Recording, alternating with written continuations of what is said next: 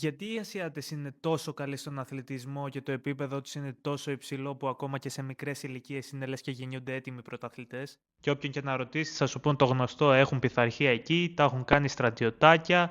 Ισχύει όμως αυτό? Ποιος είναι πραγματικά ο λόγος που είναι τόσο καλοί στον αθλητισμό? Είμαι ο Ηλίας, ασχολούμαι με τη φυσικοθεραπεία, το χορό και τη γυμναστική και άμα θέλεις να έχεις καλύτερη απόδοση στον αθλητισμό ή στο χορό, κάνε με follow. Όντως, οι χώρες όπως η Κίνα, η Ιαπωνία και η Κορέα είναι πολύ πειθαρχημένοι λαοί, αλλά δεν είναι μόνο αυτό. Είναι θέμα συστήματος. Από προσχολική κιόλας ηλικία, πολλοί γονείς επιλέγουν να στείλουν τα παιδιά τους σε κέντρα σωματικής ανάπτυξης, όπως αυτό που βλέπετε στο βίντεο, όπου τα παιδιά από πολύ νωρίς και σε μορφή παιχνιδιού αναπτύσσουν δεξιότητες όπως η δύναμη, η ισορροπία, η εκρηκτικότητα, η ταχύτητα και η ομαδικότητα. Και στο σχολείο έχουν κάθε μέρα φυσική αγωγή και από ό,τι έψαξα πάνω από μια μισή ώρα και όχι μία-δύο φορές τη βδομάδα όπως έχουμε εμείς. Και σε συνδυασμό με την πειθαρχία και το mindset που προέρχεται από το σπίτι και το σχολείο έχουν χτίσει σώμα και μυαλό για να μπουν στον αθλητισμό.